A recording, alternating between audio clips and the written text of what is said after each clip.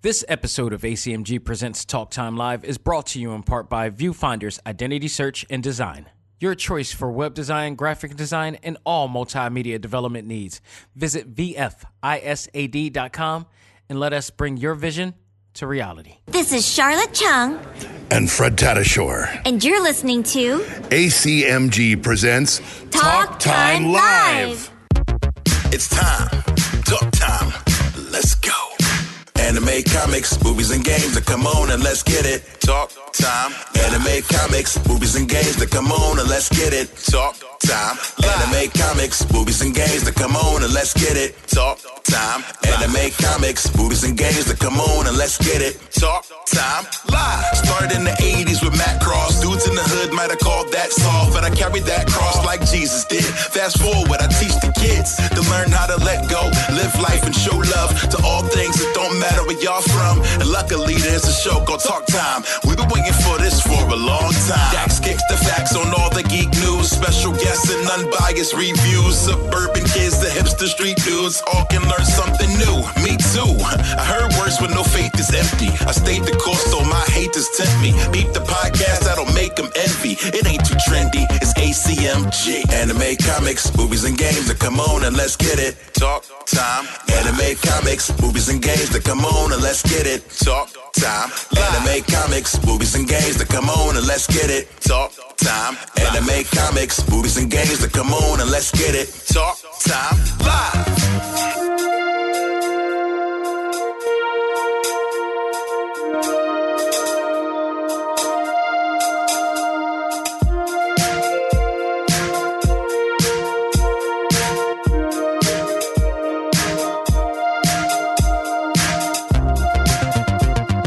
Gentlemen, welcome back to the Journal of My Life that covers all things anime, comics, movies, and games. This is A.C.M.G. Presents Talk Time Live, the Prime Show.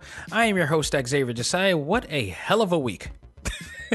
I could just end the show off just like that. What a hell of a week. I hope everybody... All right, let's be real. I hope most of you are safe. I hope most of you have... been safe throughout this whole thing, but there's a lot of chaos going on this week. The first 6 days of the year of 2021 after a horrific year of 2020. Can't even last 6 days. It's like one of those jobs. It's like one of those construction jobs or those jobs where you go where like they have the numbers of days as to how many injuries that has occurred since then. Didn't even last 6 days before we got some of the most historical, chaotic events happen. And as a result, the real world supervillain is no longer anywhere on social media, and he should remain off of that as well. Like, if somebody told me in 1996 that we would have a real world, real life Lex Luthor. First of all, I've been scared out my ass. Second, I'm like, where's the time machine? Where can I go to the future and be able to de-escalate the situation? It's crazy. I'm reading comics again, and it's amazing how now the comic book universe and world and narrative is really assimilating into the real world aspect of things. It's like it's not so. The only thing that's not happening is that we don't have superpowers, and God forbid if we ever had that, because we are not. Talk about a country that actually created the term. A man created the term. With great power comes great responsibility.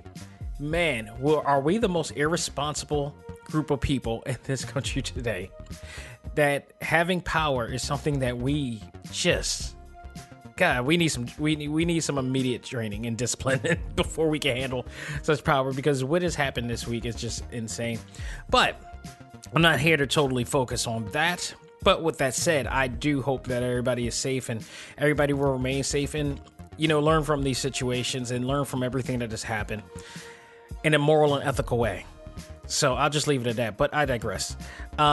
We are here to talk our favorite fandoms, and what better way to do that than to talk about one of my all-time favorite things to talk about, and that is Transformers. we got a new season of Transformers War on Cybertron, the second chapter of the trilogy, entitled Earthrise. And we're going to review that in our talk topic today. It came out before the New Year's, but, you know, everything happening, so much has happened then that, you know, I mentioned it before that we weren't going to be able to do it until now. And I would be remiss if I did not talk about this series, because this deserves mentioning in so many levels. So get ready. If you're a Transformers fan like I am, get ready, because we're going to talk all things G1 style on the talk topic today. We got a lot of other things to talk about. Well, not a lot of other things, but some interesting things to talk about. And I mentioned comic books. Believe it or not, I got comic books to talk about. So let's not waste any time. Let's find out what's new in the world of A.C.M.G.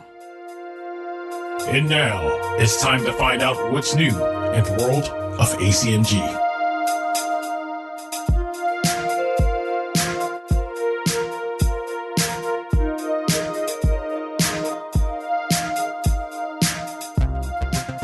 All right, so, you know what's funny? This is A.C.M.G. This is anime, comics, movies, and games. This is Talk Time Live that you're listening to. And yet, I haven't talked about a comic book on this show in years. Like, for those who are new to listening to this show, we actually did. Not only did we talk about comic books, I had co-host on this show, and we talked about comic books. We even had a comic book segment. An entire show, and catered to comic books, and just comics in general just really died down in the last few years. A lot of it has to do with the transitioning from comics to movies, and you know, now we get to see our favorite comic book characters, especially any demographic that grew up during the 90s boom period. We are now seeing and being rewarded with everything that we enjoyed in the panels come to life in movie form, and the highest of budgets in CGI, and no pun intended, it is a marvel to see.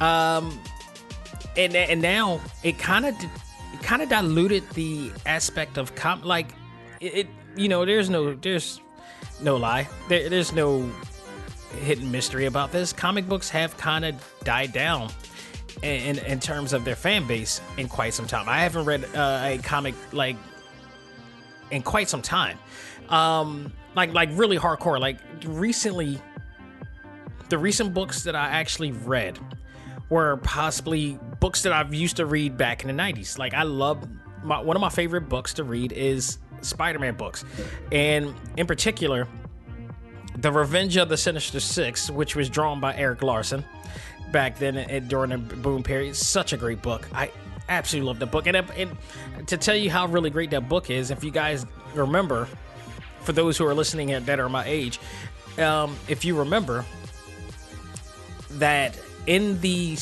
Marvel Spider-Man PS4, PS5 game, one of the suits that he wears, they call it Cyborg Spider-Man, but it's based on the Exo cast that he wore in Revenge of the Sinister Six, the cast that S.H.I.E.L.D. gave him after he got his ass handed to him by the Sinister Six in that book.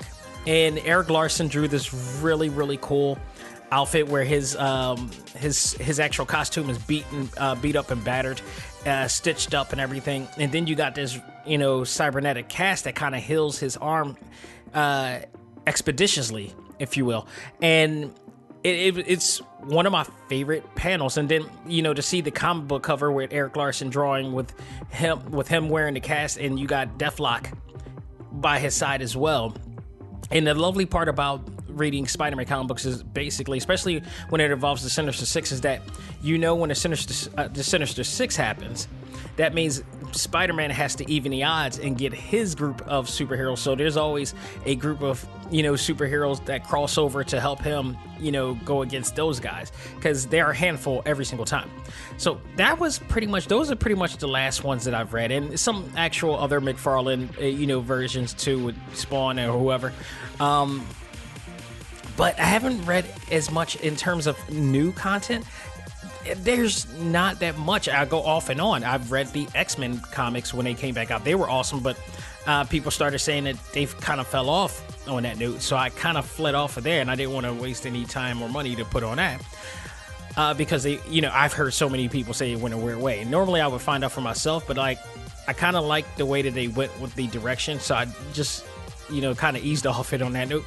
But during every year when we do the best of 2020, we always put up comic books. Granted, it doesn't get as the voting for it is not as heavy or is not at high volume as the other categories that we have, and that's a testament right there as to how much comic books has kind of died down in the years, but still kind of staying steady in the case.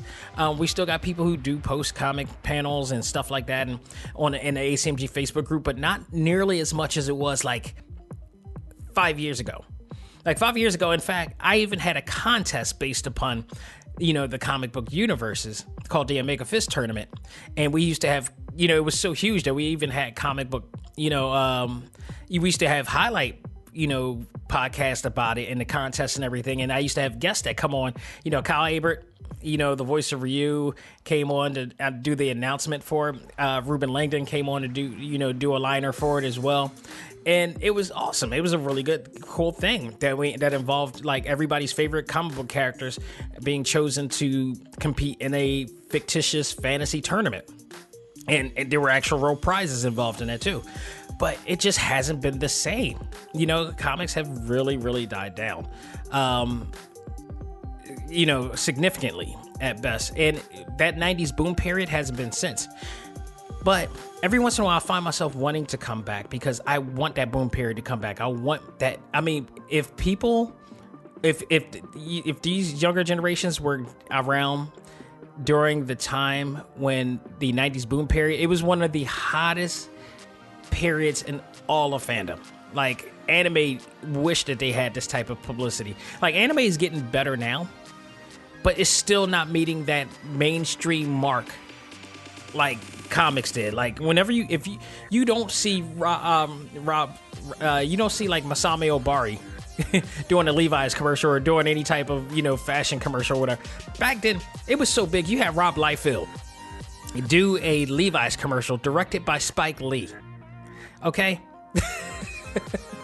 And to all those people who hate on Rob Liefeld for his whatever, get over it. It's an art style. Art is not to be what you want. It needs to be what it is, and you need to understand the significance of why. Now, granted, yeah, he admits that he had some shortcomings, but still better. He's still a better artist than a lot of people who complain about him. And at the end of the day, he created Deadpool, and at the end of the day, that dude's still loaded. So you can talk all you want. He's still collecting money. Enough said. But every once in a while, it's just that boom period. I wait for the day for that to come back. I don't know what it is. I still am optimistic about it, but we'll see. And I tell you what, the books that I'm reading now is one. I'm reading Spider-Woman, the recent Spider-Woman. First of all, I love the new design that she wears right now, that black suit. She does wear a black and red suit as well. It's really cool. And I know Miles Morales is donning the black and red, but she has her own variation of it. And it looks pretty cool. I like it. It's going in a weird path because basically she lost her powers and it's killing her, and she's trying to find her way to finding a serum to help cure her pretty much. And she's teaming up with Captain Marvel, who is apparently one of her close friends, and she's going to all these weird places to find a high evolution. Is it high evolution or high evolutionary? No, it's the high evolutionary. Because he is the means for this cure. So it's good. It's not great, but I've been a fan of Spider-Woman for quite some time, like dating back to the days of the old 80s cartoon. And, I wish I still had it. I even had the actual first edition issue of when they killed her off of the series, and she was not meant to come back. And apparently somehow she came back, and better than ever, because she was she came back as a Hydra agent or whatever, and now she works for S.H.I.E.L.D. or whatnot. And they went through different phases with her, with Jessica Drew. But nonetheless, I like the direction that they're going with now. It's good. It is not blowing me away, but it's still there. So I'm still trying to see where this is going to lead to at that. But it's a good book right now. But let's talk about a great book. Let's talk about a phenomenal book right now.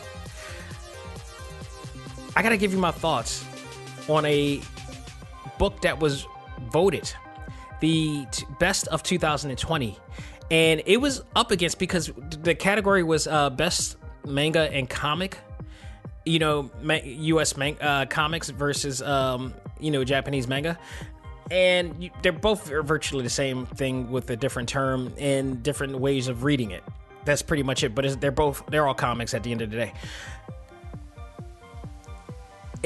This one almost lost to My Hero Academia for best, but it just beat it over the edge. And now I understand why, because I've read the first volume of this, and wow. Teenage Mutant Ninja Turtles Reborn, Rise from the Ashes Volume 1, written and drawn by Sophie Campbell. It was published on August 2020. Probably now I can honestly say one of the best things to come out of 2020. But I was blown away at the evolution and revolution of this book, of this franchise, of this universe. Like, I recognize they have a different type of Turtles franchise for everybody. Like, there's a kids version that Nickelodeon does. They're like, I just told somebody on an A.C.M.G. Facebook group, they asked me if this book was good enough for their kid, and I'm like, this is a little bit on the mature side. There's some subject matters that's not like gratuitous at all, but it's like it's a very sophisticated book in this case. And your kid may depending on the IQ and intellect of your kid, he may want to ask you questions. He may not understand some of the things that's going on. He may be bored, because when you think about Turtles, you want to see action. There's really, and it's surprisingly, there's not that much action in this book. Instead, there's a lot of character development and in deep, intriguing character development here. It's like you got these characters that we known and loved since the 80s in a position that we never thought we would ever see them in a very humanistic, position. And it is absolutely breathtaking. I was enamored. I was at awe of what I was reading here. And I haven't been like this in quite some time for a book. I mean, it just covered everything. What usually excites me? Art style first, dialogue and storytelling second. This had it all for me. Let's go down with it real quick. And, if you haven't read this book, if you're interested in this book, I would fast forward this segment, because I may spoil a little bit about what's going on, but I still got a lot to, check out as well. But in the hindsight of this volume, Splinter dies during the events of another saga called City at War. The city has now split into two separate parts of the city, New York City, that is. That is now separating mutants from humans after the spread of an airborne mutagen that changes humans into mutated humanoid animals. Now, this is slightly not original in the sense of we've heard this type of storyline before with the Inhuman storyline, with that situation. So, but it works really well. This formula works very well with this, and it kind of makes sense for this anyway, because they've been around for so long. You kind of wonder, like, why didn't this happen by now? For all the comics, for all the animated shows that we saw, why hasn't this actually happened? You with all of the manipulation of mutagen and all these chemistry experiments that they do on this series, it's like I shouldn't be surprised that this has happened to the point that the whole entire city is under siege of a widespread I guess you could call it a virus or a pandemic as well in this case. So with people fearing what they understand, there's a lot of segregation in here, and therefore now you have Mutant Town, which is strictly for mutants. From what I understand, the humans decided this, I guess, just to make sure until we figure out what the hell's going on. Meaning they fear what they don't understand, so they're gonna distance themselves. Story of our real lives. Then you have the Turtles in April, who have distanced themselves into a depressive state. And this was pivotal for me because this is one of those situations that it starts to hit home, not just for myself, in a sense, not to say that I'm in a depressive state, but I'm empathetic towards what's going on here, because there's a lot of that's going on right now in the real world here. Their father died. They were under one of the biggest wars that they've ever encountered, and their father died. April has been a part of that family for ages. You got Jenica, who's now a new part, who really started to, in being dared to Splinter. Now gone. The center point of the glue that put those guys together is gone. You got Donnie, who's craving to reach out to them but doesn't know how. You got Michelangelo, who lives fairly, I think he lives with Leonardo, but he's fairly just distanced himself, and he's living with a now therapy cat, but is too despondent after the loss of Splinter to even want to get up from out of his bed. It's like really bad, and it's so heartbreaking. Leo no longer wants to lead the groups and tries to live a normal life somehow, just try to put it all past him. Meanwhile, Ralph is playing the part of the vigilante, as he always does, trying to protect this newly formed mutant town, but he only chooses to want to do it by himself. In other words, he's Batman, as always. The hurt and emotion that is illustrated by Sophie Campbell in these panels are deeply heartfelt.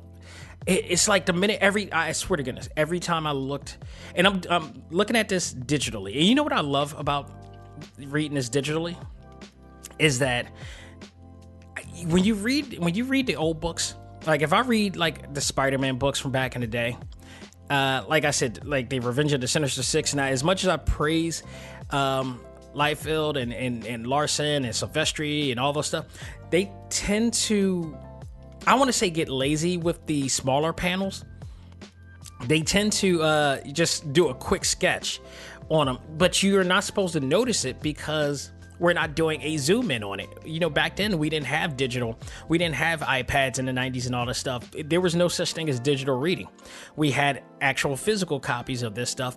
And so our perspective, our eye view, when you zoom in and scale it up, you don't see that lack of detail that you see in bigger panels. So when you look at it from a digital, from like a Cosmicology or like a Marvel app or whatever like that, or a DC app, and you zoom in, you kind of see the lack of detail that they put in because it was like a quick sketch that they did to get, just to move on and to meet that deadline, I guess, and going. They can't do that now. They really can't do that now because now we have it all digital, and we have a way of doing, you always have the option that zooms in, like the smart panel option that has you going in from panel to panel, which allows you to focus more on the reading of it.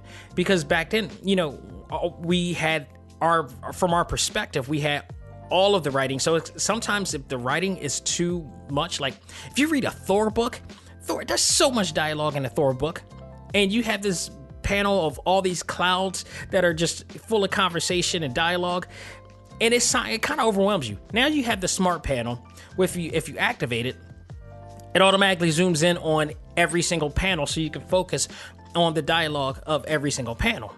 And while you're also focusing on the dialogue, you're also focusing on the detail of the art. So now every artist are a little bit more intricate with how they illustrate panels now. And Sophie Campbell, every panel is, whether how small it is or how large it is beautifully detailed and drawn. I mean, I want to say to perfection, but it's strongly, it is some strong structure in line work, and no matter how small it is or no matter how large it is, and I love it. It is absolutely awesome.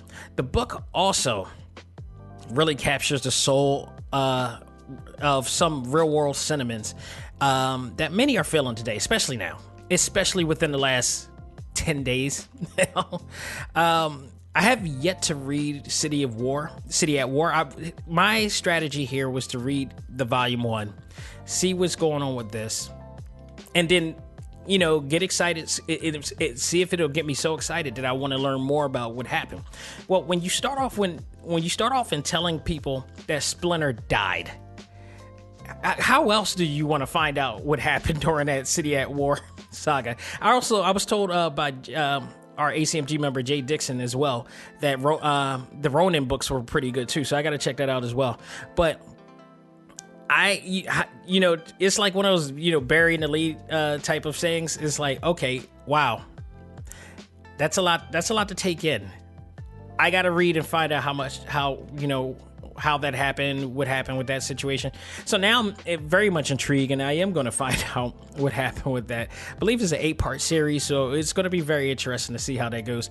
But I am quite sure there may be some very relevant storytelling that we can relate to, which is crazy if you think about it, in this state, because, City at War was, it's kind of, it can be considered possibly an over-the-top version of what we just witnessed over the last week, in a sense. And now what they're going through in Reborn, Rise from the Ashes, is kind of the aftermath of it. And that's what I've read in this book. Is I felt some of what we were going through now. There was loss through all of this. There was trial and tribulation through all this, and people are trying to get through it. People are trying to recover. So there wasn't much in terms of action in this book, but it didn't have to be. It didn't need to be. There was a subtle amount, and then the rest of it was just like really bringing personality and a humanistic, feel to each character, that they're real in a sense that you can relate to. Dare I say the Marvel way in this case. It's just so well done. What else can I say? Teenage Mutant Ninja Turtles Reborn is almost therapeutic, especially when looking at the panels of the Turtles and April suffering through trial and tribulation of like you've never seen them before. April, when I saw the panels of her and she's just laying in her house, first of all, she works for Baxter Stockman, and I got to find out how that happened and where his allegiance lied, because whenever I read about Baxter Stockman, he's rather a good guy or a bad guy, and it's always going a different way. So I just know that he's no longer a fly, or never was a fly in this case, or whatever like that. But it's interesting. But they show her in this room. It's so related. Her whole entire place is like, she has clothes everywhere. She has, she hasn't done really anything. She doesn't want to do anything. She's too, depressed to get up and do anything. And it's been months since then. And from what I saw in the panel, and I don't know, I haven't read any of the prior books up to this, but what I do know is that I never remembered April being drawn as kind of full figured. So I don't know if that entails that they rather drew a new April, or April may have, through her depression, may have gained a little bit of weight as opposed to that. I don't know, but I thought that was just also intriguing watching that, looking at that panel. And that makes me really, because if it is in fact like in the prior pages, like at City at War, she was like a more slender person, and now she is a little bit more full figured and framed.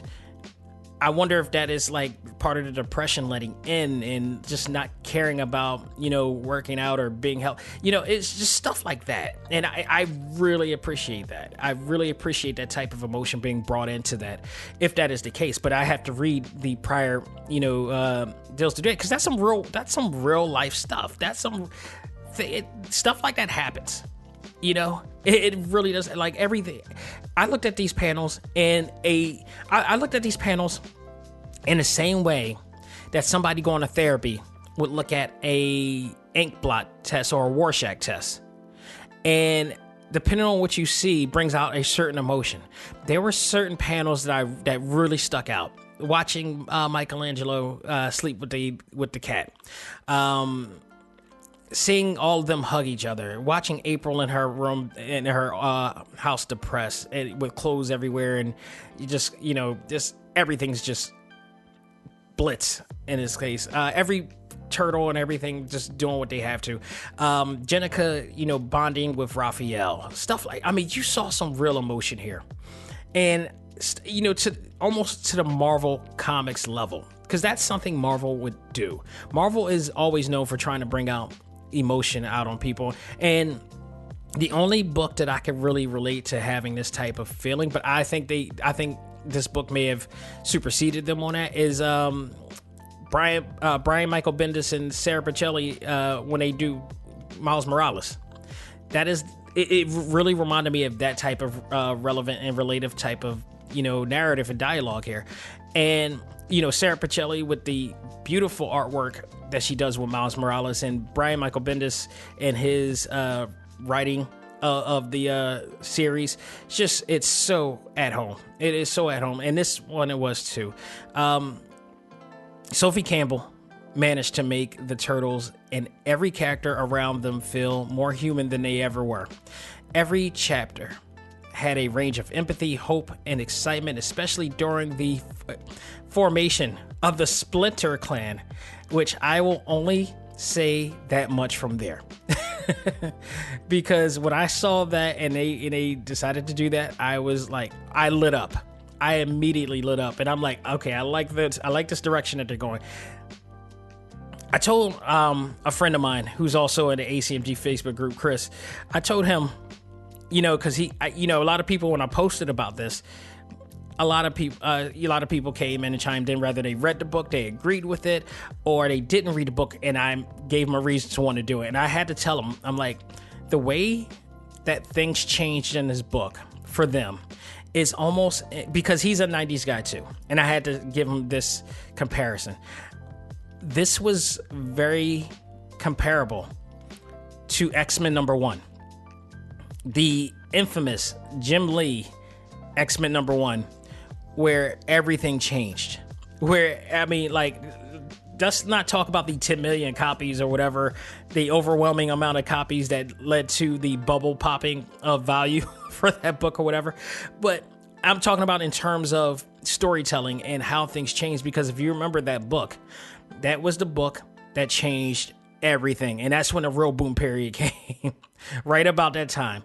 And he sold a record amount of copies for that book. And I still have those copies, by the way. I still have every single issue. I got all the cards, all that stuff. So, but when the Shadow King came in and they were going up against the X-Men, and he was going up against the X-Men, it changed everything. It even re-crippled Charles Xavier. It was an epic moment, and it turned out to be one of the bigger things because you had the biggest roster of X-Men ever, so much to the point they had a blue team and they had a gold team. And the blue team was the Jim Lee side, and the gold team, I forgot, Art Thibert, I believe, was the one who drew that one. Both were great, but like everybody wanted to read the Jim Lee ones, of course. So much so that they even, the cartoon, the X-Men animated series was based around the Jim Lee version, to be exact. So it was like, that was a game-changing moment. This has that same vibe as that one did. So I love it. And my favorite new characters with this is both Jenica, of course. And that Jenica actually is the reason and the intrigue as to why I wanted to read this book and find out how she became and I knew it wasn't this book that she premiered in, but I knew it was during City at War. And I figured I would do that then, but I read the Rise of, and I figured like, okay, I have no problem backtracking to this because it brings more intrigue to me at this point. Some books, I just have to do it that way. But Alopex, which I believe is a fox, of course, who's now a part of the new Splinter Clan, if you will. And my only beef with the book it's a minor pet peeve. It doesn't do anything really. It's just a minor nitpick. Is that they had Alopex put on a green mask to be as one of the the senior senpais, I guess, if you will, or senseis or senpais, if you will, of the group. And the way Sophie Campbell drew her face with this really cool pattern, and then you got a mask over it to cover that pattern.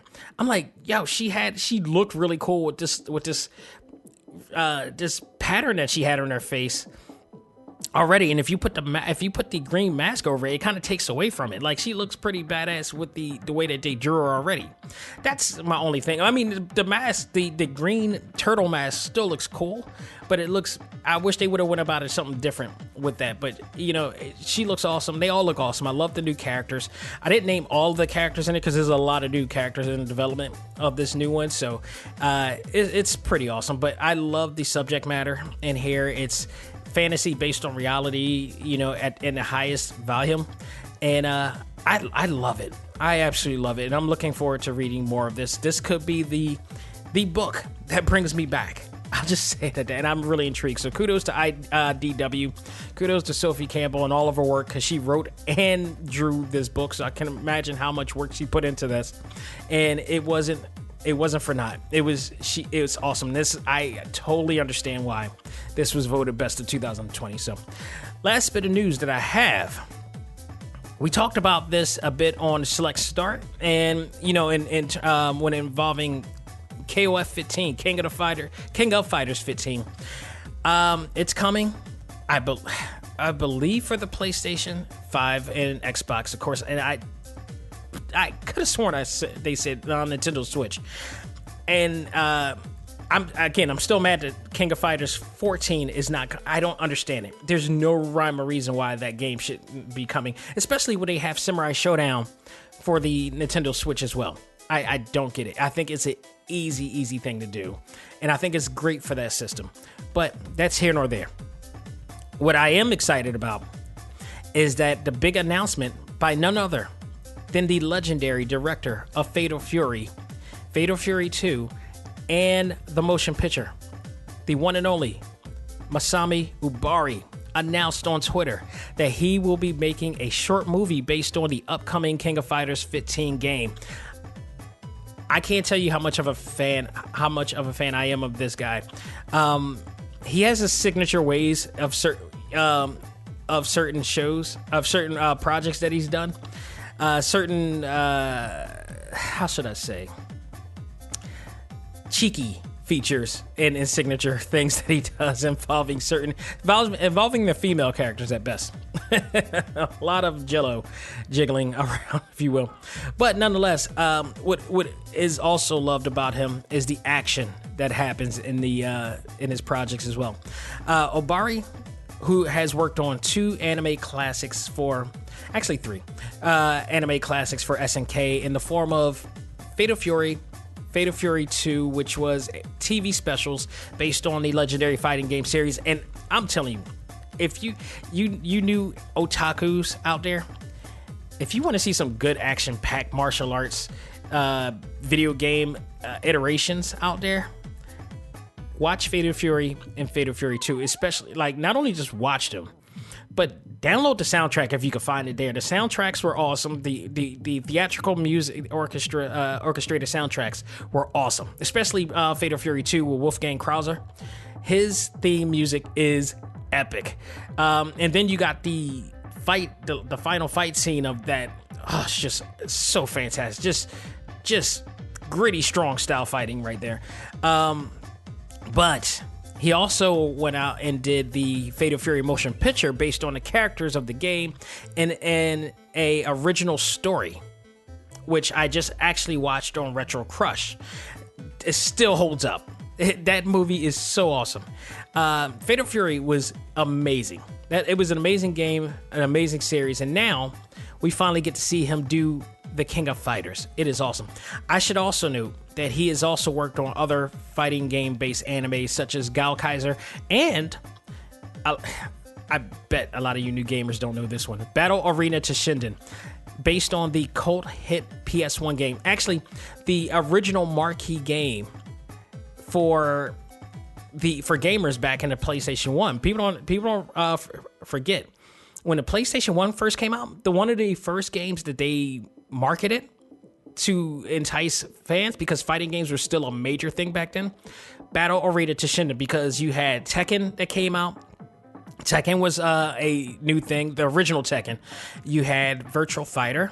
That was also a major thing as well. And, you had Yu Suzuki, who actually was the one who started all of this. Virtual Fighter was the first 3D game in the arcades, and let alone consoles as well. And it changed everything in terms of how we look at games now. Yu Suzuki that's why his arcade cabinet is in the Smithsonian Museum. That is why. He's a game changer, and somehow he came out with Shenmue 3, and Sega didn't support that. That's a whole nother mystery for a whole nother time. And I got to look into that. If somebody has the answer for that, let me know. Nonetheless, that it is what it is. But he has done so many legendary works. I mean, you're talking Bubblegum Crisis. That if you haven't seen Bubblegum Crisis, I just recommend it. One of my neighbors to that one. Bubblegum Crisis is classic and legendary. He also had worked on Gundam series, Super Robot Wars, just to name a few. And he has a list of really legendary, a lot of legendary cult classics that you have or have not seen yet. When the announcement of his return to the series came, Obari had this to say, according to Google Translate, by the way, because he did it in Japanese text. So this is Google Translate version of this. I will be in charge of the KOF 15 special short movie. I am happy to have an official job with SNK for the first time in a long time. Thank you, everyone. Enough said. Hey, I am very much looking forward to this, because if you remember, I talked about this on Select Start, that I hope that they make a bigger deal out of this than they did with 14. 14 was good, but it could have been so much better in terms of presentation. It felt outdated, not because it was in 3D, but yet it still felt outdated because they still went with the formulaic way of putting together a fighting game in the same way that they did it. You can't do that anymore. Capcom had to realize that. We talked about this before. Capcom had to realize that they with SNK versus Capcom 3, they got cocky. They got arrogant with how they presented that game. And they did so by not giving us the elaborate storytelling feature of it. They dropped the ball with that. And then they came out with Marvel vs. Capcom Infinite, did it, but it still kind of fell off for some reason. Maybe the gameplay was different, and people didn't like the way the gameplay was with that. And somewhat the look as well. I didn't mind the look. I thought the look was great. I didn't mind the gameplay as well. I didn't think it was the best thing in the world either, but it was better. But people love the Marvel vs. Capcom series because it is tournament-based play. That was not a tournament-based game, to say the least, in comparison to what you could do with the other previous, versus titles. But then SNK did the same thing. They had a story, but it was shallow at best. We got fans, myself included, who are very invested into these characters and want to see more. That's why I was very happy when SNK decided to do a 26 episode series based on King of Fighters and really bring it in. Now, why didn't they do that and put it into the game? I don't know. But hopefully this time with KOF 15, that they add so much more to it, that they give more depth. Do what Bandai Namco did with Tekken 7, because I thought what they did with Tekken 7 was fantastic. I thought Street Fighter 5, the Shadow Falls storyline, was good. Now it was great at the time, but now that we have all these other these other fighting games to compare it to, and I know because I actually replayed Street Fighter 5 for the first time in a long time, and it's a cool thing, but now compared to like that of Mortal Kombat 11 and 10 and Tekken to that extent, it was what it was for the time.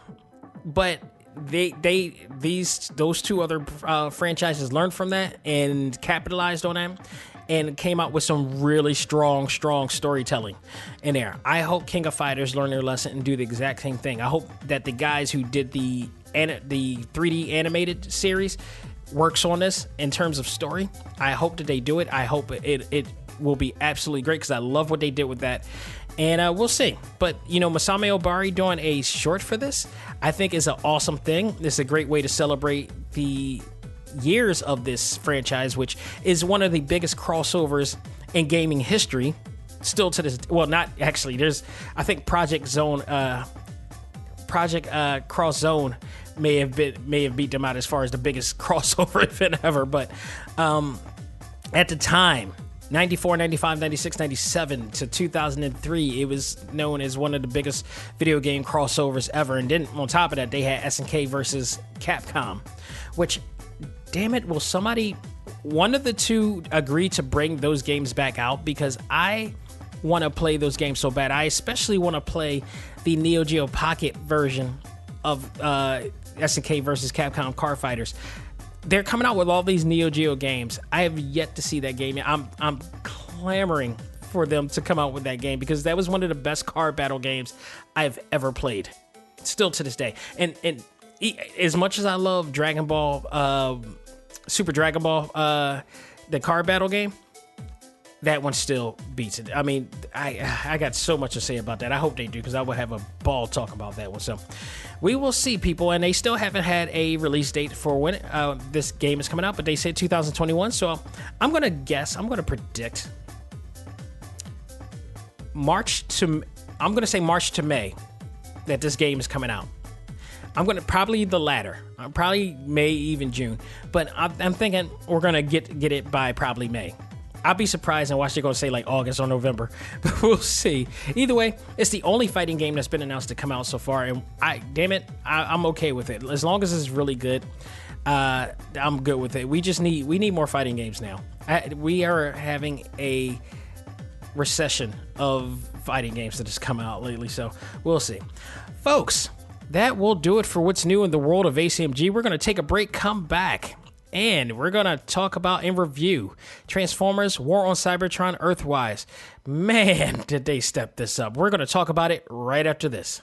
Ladies and gentlemen, this is Dak Xavier Josiah, the host of A.C.M.G. Presents Talk Time Live, the podcast. You want to catch up with all of our podcast shows and hear from some of the hottest names in all of anime, comics, movies, and games, such as... This is Miley Flanagan, the voice of Naruto. This is Stephanie Shea, the voice of Sailor Moon. This is Ruben Langdon, voice of Ken Masters and Dante from Devil May Cry. Hey there, this is Kyle Hebert, the voice of Ryu from Street Fighter V. This is Chris Battle, character designer of Teen Titans Go. Here's your chance to check out all of that and more on TalkTimeLive.com.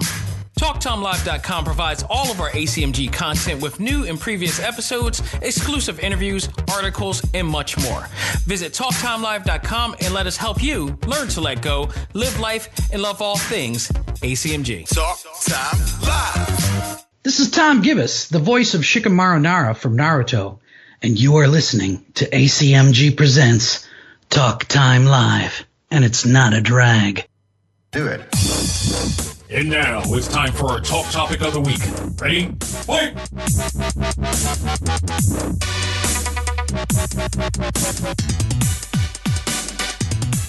Ladies and gentlemen, we are back with our talk topic of the week, and I am very happy to review Transformers War on Cybertron Earthrise, which is the second part of the trilogy that they are working on with Netflix. And I gotta say, man, if you're a Transformers G1 fan in particular, and for those who don't know what G1 is, it's Generation 1, and it's a term used to represent the original series from 1984, the most beloved series of everything, the one that started it all. Because if you realize that they moved on to different versions of Transformers now, so G1 is the term for the OG of it all, the mecha, the genesis, if you will, of the franchise, the only one that everybody should be using.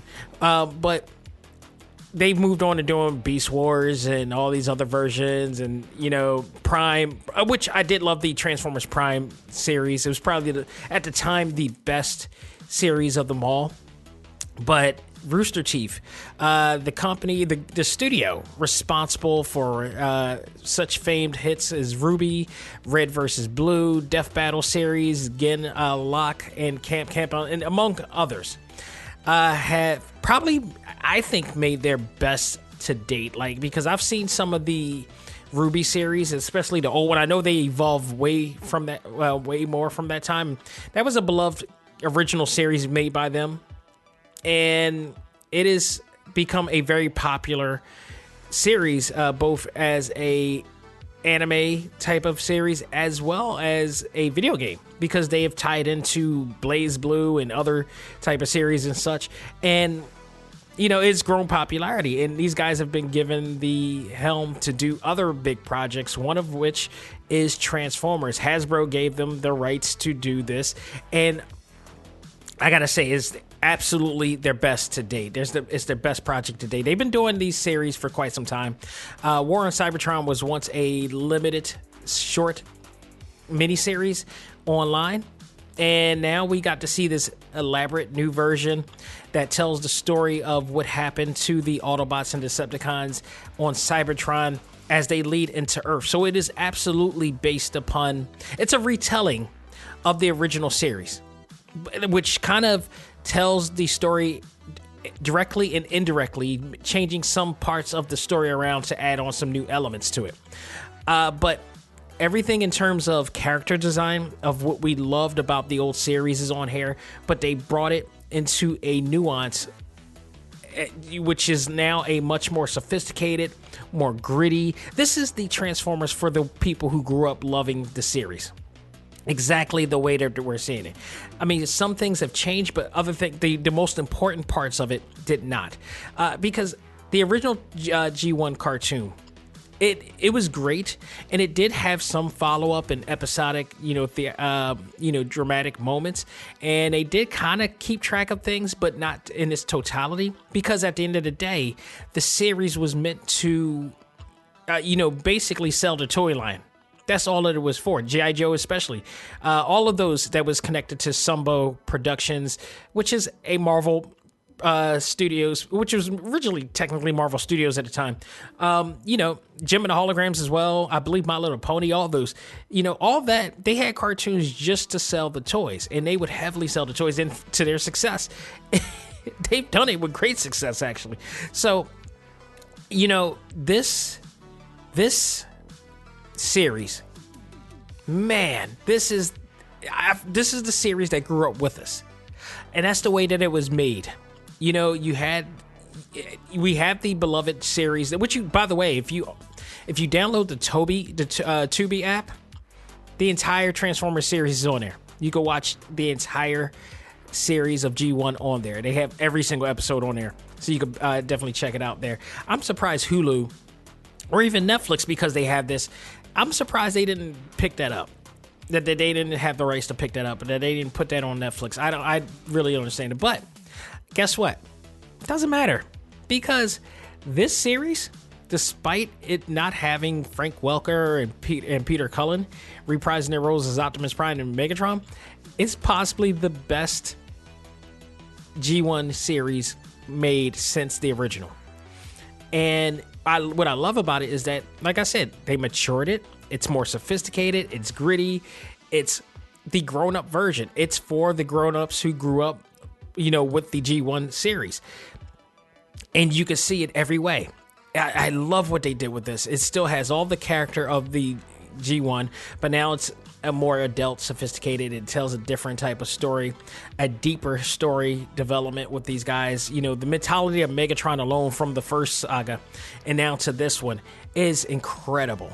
It is so incredible. The theme that they're talking about is what they do with this, what Rooster Teeth does with this series, IDW and Sophie Campbell did with Teenage Mutant Ninja Turtles. These are both two series that came out in the 80s, and now we're seeing it grow up with us. And I love what they did here. So let's talk about what's been going on with this series. This is another 6-episode miniseries, a half hour each. If you guys remember the original online series, they used to be only, and if I'm correct, they did have Peter Cullen in that one, and I think Frank Welker in those. I think, if I remember correctly. But this version is a half hour, at least a half hour, 22 minutes to a half hour each. The originals were, I think, like 10 minutes long, if I'm correct, but they felt like very lengthy, deep 10 minutes. And oh man, I'm actually it's on my screen right now, and I've been running it all through this entire show. But they're one of my favorite moments right now. It's just awesome. But let's go over what's happened since the Battle of the Space Bridge on Siege, which was a major thing. Megatron is at a brink of madness after the events of the Battle of the Space Bridge. He is struggling to survive after the Allspark was lost, and Optimus Prime threw it into the Space Bridge so he wouldn't get it, because if he got it, God knows what had happened from there. He has even gone out of his way to talk to the head of Ultra Magnus, which he keeps as a trophy after destroying and decapitating the falling Autobot commander. He's going through it. This reminds me of, if you guys watch the old series, after the events, the series that happened after Transformers the movie, when Galvatron was beaten, all of the Decepticons were just beaten, battered, and destroyed. They were in the planet Char, and Galvatron was in another planet where he ended up drowned in a molten of, I forgot what they called it, but it made him mad. It made him crazy. His voice wasn't even the same. It became Leonard Nimoy's voice to whatever crazy voice that Frank Welker came up with. Crazy Galvatron was awesome. But speaking of which, we'll talk about that in a minute. He is going out of his way to not only talk to the Ultra Magnus' head, because he's everywhere now. He's lost it. Now, the failed leader of the Decepticons will do whatever it takes to flee the dying planet and survive, to try to bring back any salvage of anything that he has tried to gain, because he is just out of it. They are without power. They are without Energon. It has just become like the economy of Cybertron is just at an all-time low over there. Even, he's going to do whatever it takes to flee the planet and re-energize the Decepticons, even if it means sacrificing his own clan while conducting what his project known as Nemesis. If you guys remember, the ship Nemesis that they have in the original series, which also becomes their base, their underwater base as well. That's what it becomes. And in order to do this and create this ship,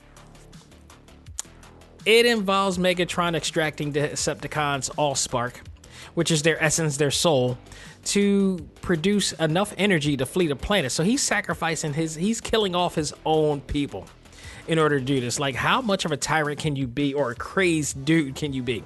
Meanwhile, the remaining Autobots on Cybertron are also fighting to salvage whatever they can to protect the remaining Autobots and Decepticons as well. Alita 1 is in charge while Optimus is, heading out looking for the Allspark.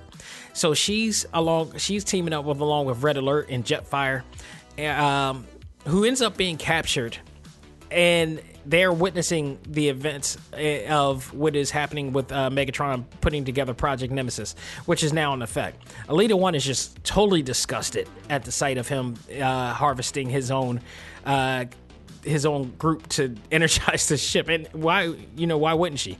Megatron, through this, I think he's a bit smitten by Alita 1. He kind of is enamored by Alita 1 based on her leadership and her, diligence. He feels that she's an asset to whoever she's around. And since of her leadership of the whole entire thing, he actually invites her to be a part of Decepticons, to which Alita is not even trying to hear it. Alita 1 at the same time, kind of a big focus on this time around. She is in a bit of a conflict as to whether to help all or only the Autobots. Her and Jetfire are having these little small debates while they're, in the midst of all this, because she wants to save everybody. You know, she doesn't want to leave Decepticon or Autobot behind because that's their way. That's their philosophy. It's the Alpha Trion way of thinking. Jetfire, who once was a Decepticon and kind of thinks still like a Decepticon in a sense, feels like that once a Decepticon, always a Decepticon, despite the fact that he was a Decepticon, and has turned and changed his philosophies. So despite the fact that he himself has turned, into an Autobot, he's still a bit cynical about the rest of the Decepticons in thinking that none of them will actually change the way that they are philosophically, morally and ethically, if you will. And all of this, we turn to the other side of things where we're at the Ark and we see that the Autobots are crashed in orbit. They are just stuck in orbit, stranded in orbit out there, while a group of mercenary Transformers come and invade their actual territory. And they're being sent by a being by the name of Desus, who in fact is a Quintesson. And if you're a G1 fan, you know the Quintessons, you know that the Quintessons were a major deal during the process of Transformers the movie and the events after that, and we discover a lot of things about them during that time. How they play into the storyline of War on Cybertron, it's very interesting here. The Desus manages to find Optimus Prime, Bumblebee, RC, Wheeljack, Mirage, Prowl, Hound, and Ironhide in the Ark. They're stranded in space while searching for the Allspark that Prime threw into the space bridge. The mercenaries deliver the Autobots to Desus, who explains to them, and this is very interesting, that it was he who gave them liberation at a time when they were slaves. Now, this is kind of a connection to G1 because the Autobots were slaves. As to whether Desus was the one to liberate them, giving them the ability to transform, that's a whole nother thing. Now, but it is known, if you watch past episodes of G1, there are episodes where they explain that, where I believe it was the episode where the Aerobots go back in time. And they find out who Optimus Prime was in the beginning, which he was Orion Pax. If you're a Transformers fan, you know that for sure. And then also that the Autobot symbol was once known as the slave brand. And it's really kind of interesting because this was the sophisticated part of Transformers back then. Like, they had episodes where episodes of Transformers was like unlike any other Saturday morning cartoon or any type of cartoon that you've seen. They covered some subjects that was really interesting. To really consider the Autobot symbol as the slave brand, and they kind of took it in and adopted it for their own as a symbol of peace and wisdom and sage. It's very interesting because there's some relative type of situations in American history that has been taken on its own and adopted into the black community in a sense. And I won't say it because they're still under discussion as to whether that word in term is universal right now, even appropriate in this case.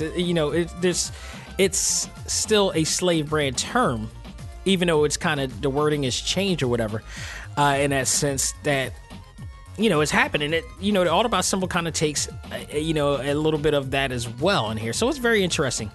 It'd be really interesting if they also mentioned that the Autobot symbol was known as a slave brand as well in here as well. That was something that the cartoons did back in the day. Also note that in the original G1 series, it was not one but multiple Quintessons that were said to be the ones that created the entire race of Transformers, with the creation of Vector Sigma that gave them life, or an Allspark, if you will. Because the Allspark term, first of all, the Allspark term, if I'm correct, wasn't a thing until the actual Michael Bay movies. I have never heard the term Allspark before until I heard it in that movie. And it's a thing. I still don't understand whether the Allspark is a special form of energy, but they also refer to Allspark as the soul of the Transformers as well. So, I don't know. It'll be interesting. At the time, Vector Sigma was that that that program that gave it life. I'd be interested to see if Vector Sigma makes it in here as well. Desus wants Prime and the Autobots to help him in some form of way, but they never explain what the hell that he wanted him to help him with, because they end up, escaping from him as well. Desus, in the process, is in conflict with his other counterparts and decides to extract them from itself by slicing their faces off them. If you guys know what a Quintesson is, if you've seen the series, if you watched this series or the recent series, they're these beings that were in fact said to have created the Transformers and Cybertron at the time and enslaved them as well. And they all have multiple personalities and multiple faces that switches up every so often. It's really a weird thing, but it's awesome. And I love the fact that Rooster Teeth made every Transformer and every character that we've seen on that series look exactly the way they do, in minute detail and more. And to watch the Quintesson faces exactly look the way they did in the old Hasbro series, it's spectacular. Absolutely. I should also note that in this series, Bumblebee finally decides to join up and become an Autobot to help with Optimus and him. Because if you remember, in the first saga, he was torn between being he was basically an independent, in terms of political parties. He was an independent. He didn't want to be an Autobot. He didn't want to be a Decepticon. He felt both parties didn't have something to offer. He finally became an Autobot in this case. Not only that, because he was, he's kind of connected in some ways. If you've seen the last saga in there, which, by the way, I don't understand why they're not connecting Siege and Siege and now Earthrise together. They're two separate shows apparently now. It's weird. It's really weird. Just combine them all together. It's supposed to be a trilogy, for goodness sake. I want to do some cast notes too, because this is very interesting. I spoke about this before the last time we talked about Siege. Jack Voorhees, or Fauci, I believe it's Fauci that he is pronounced. I could be butchering the hell out of his name, but he's the new Optimus Prime for this series. I don't know why, but I am liking his portrayal. I really am liking his portrayal in here. It's not Peter Cullen. We all aware of that. But it just works. It just works for what they're doing it within. I've heard other Optimus Prime voices in the past, like the voice who does Optimus Primo, and then he went on to do other ones. Wasn't anywhere. I did not like that voice at all for him. I'm saying I don't like the actor. I just don't like the way that they casted him to do Optimus Prime, because he sounded like a normal suburban dad as opposed to a gritty, gritty old veteran, in Optimus Prime. And that's what Optimus Prime kind of is. He's a gritty old veteran who's been in this for a long time, and he's subtle, he's humble. The guy just sounded like Mike Brady on Beast Wars and on the other Transformers shows.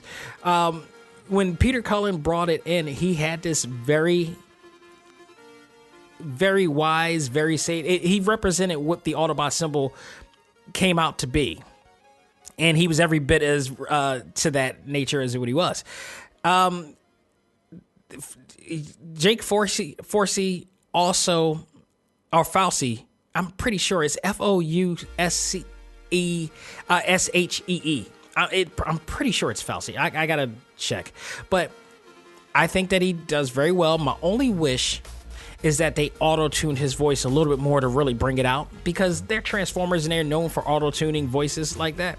Like, you didn't hear, when you heard Casey Kasem's voice do Cliffhanger back then, or even Peter Cullen, or even, Frank Welker, you heard the auto-tune with it as well to give it that, audio robotic type of voice with it as well as giving them personality to their voice. Jason Marnocha as Megatron, I think he really captured the essence of the evil Decepticon leader. He has it's funny because it's a combination of G1 characteristics with the voice portrayal of Hugo Weaving from the movies. It's those combinations. And Hugo Weaving as Megatron in the movies was one of the great things about the actual live action movies. especially more or less the first one at best. But I love this portrayal of Megatron. And of course, I love Frank Welker as well, but I think these guys have done a pretty good job with what they're doing here. I really do. Joe Seja, or I'm going to butcher this again, it's Zieja, Zyja, I believe. I'm going to butcher the hell out of this, so forgive me.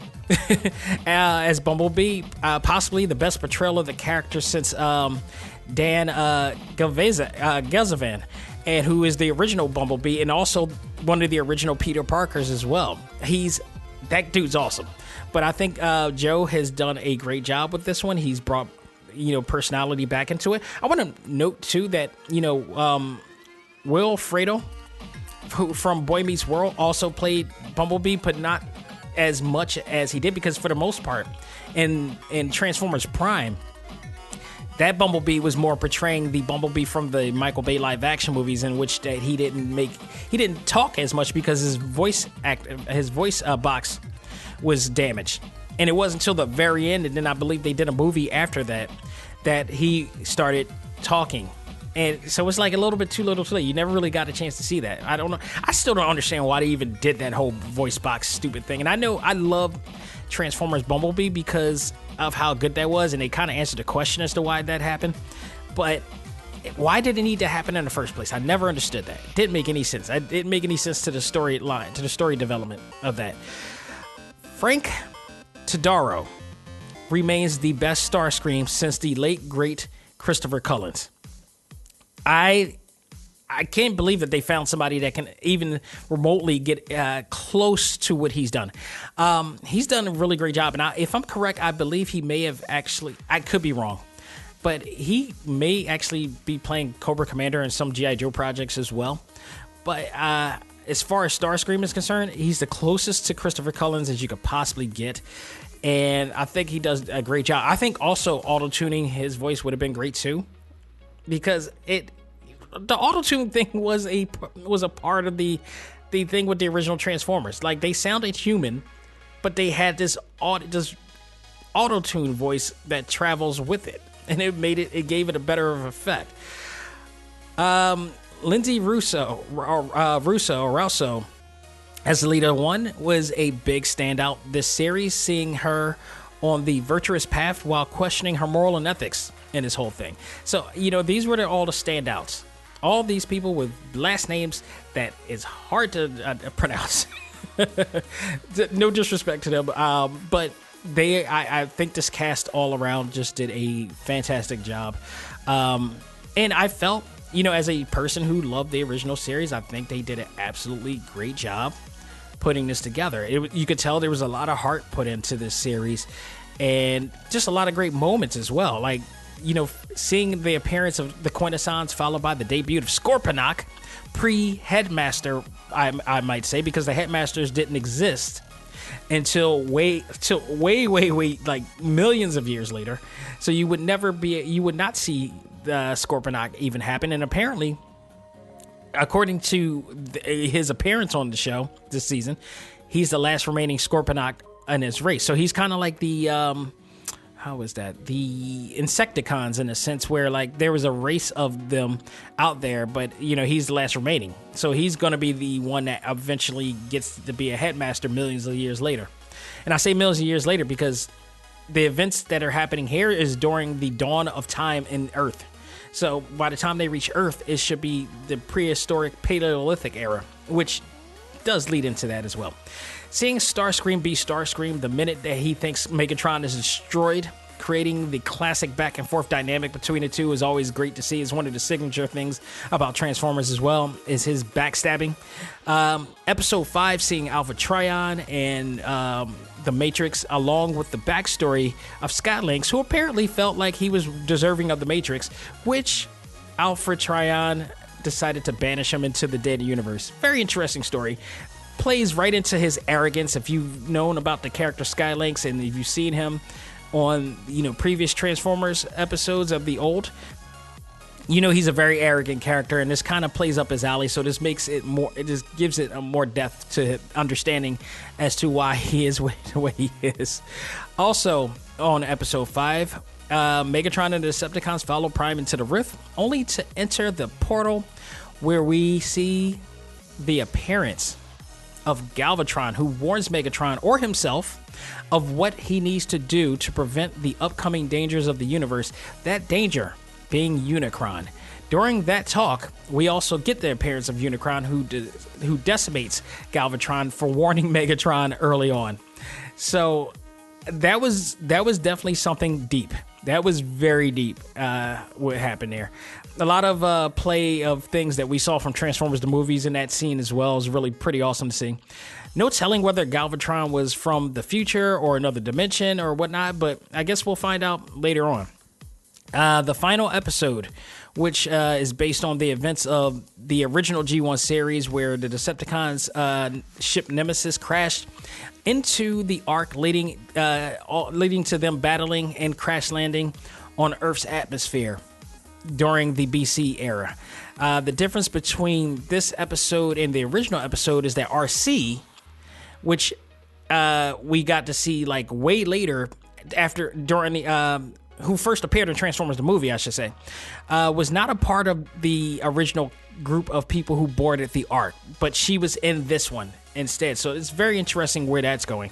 So my predictions for next season, or the final installment of the trilogy from here, is from the way it ended up, they wound up on Earth during the Paleolithic era, or the Caveman era, or the Prehistoric era, whichever you want to call it.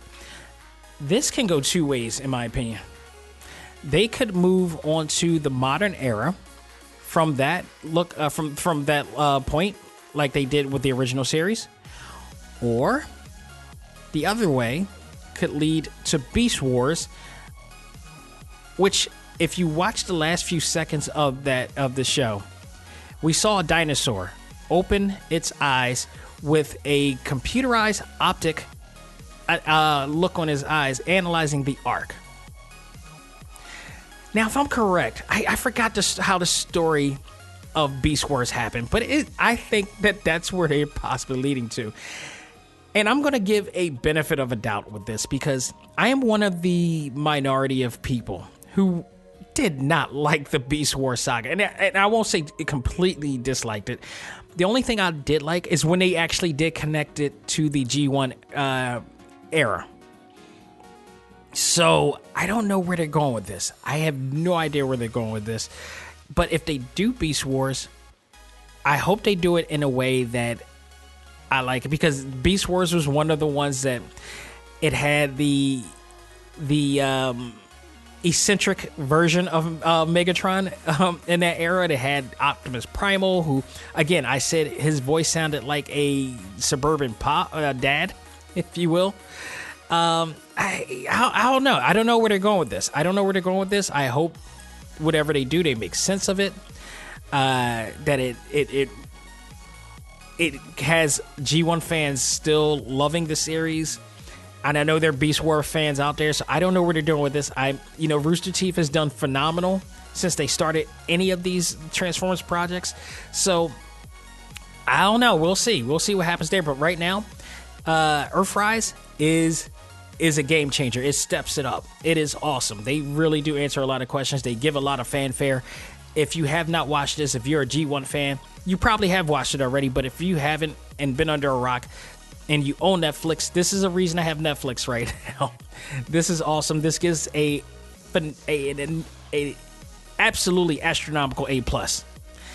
You have to watch this. This is just so great. Even a show without Peter Cullen and Frank Welker reprising their roles, this show, or any of the old cast, this show is so worth watching, because they do so much right with it right now. So that'll do it, folks. That will do it for this edition of Talk Time Live. Thank you guys very much, as always, for listening in, and hopefully I got a chance to entertain you for at least an hour or so, and take away, just suspend your disbelief and give you an opportunity to check out a lot of cool things out there, especially that Teenage Mutant Ninja Turtle comic book, especially Transformers War and Cybertron, and hopefully something to look forward to.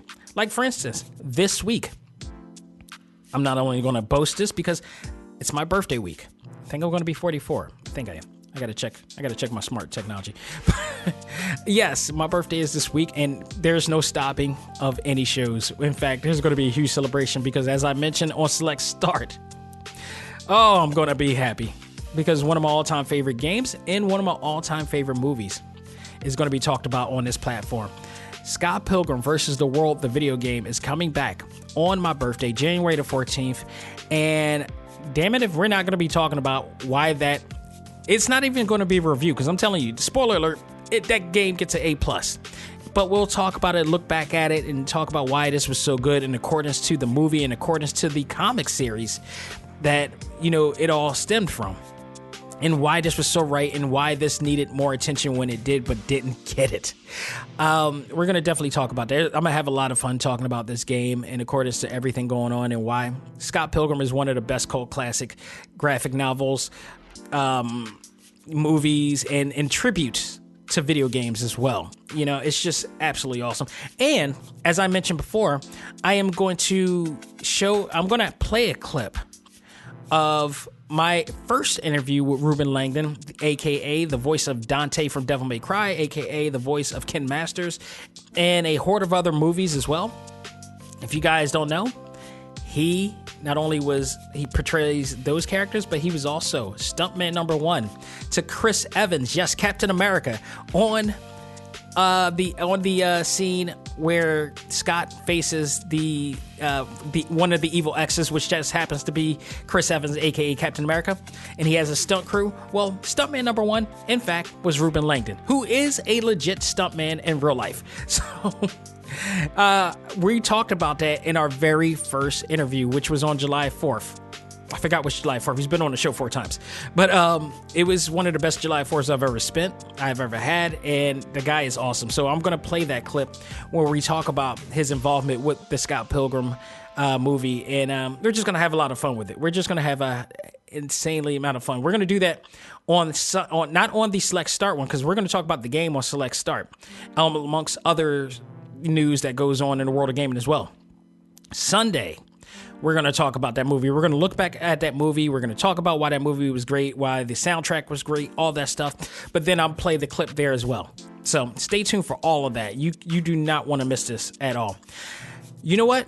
If you really don't want to miss that, then there's a way you can't miss a damn episode of Talk Time Live.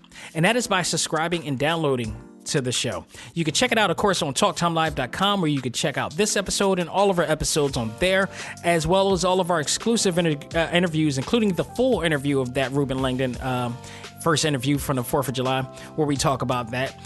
But all of our interviews from some of the best. You can check it out there on our exclusives page on TalkTimeLive.com. And if you want to subscribe and download and never miss a beat, you could also do so on Spotify, iHeartRadio, Apple Podcasts, Google Podcasts, Stitcher, Podbean, TuneIn, Audible, Pocket Cast. God, you name it, we're on there. You can check it out any and everywhere you want it to be. So, folks, definitely thank you again for all the support that you've been doing, for all the new members that has been adding on to this group, and to all of our A.C.M.G. Facebook group as well. Shout out to them as well. This wouldn't happen if there was no A.C.M.G. group, if this whole thing didn't come up. So much respect to those who respect the group, who respect all things anime, comics, movies, games, and so forth. And 2021, day 10. I'm not giving up yet, and neither should you. So let's keep it going and keep it growing at all times, no matter what. Folks, that will do it for me. On behalf of myself, this is Dak Xavier Josiah saying, learn to let go, live life, and love all things anime, comics, movies, and games. This is A.C.M.G. Presents Talk Time Live. I am out of here. Take care, be safe, and have a great one.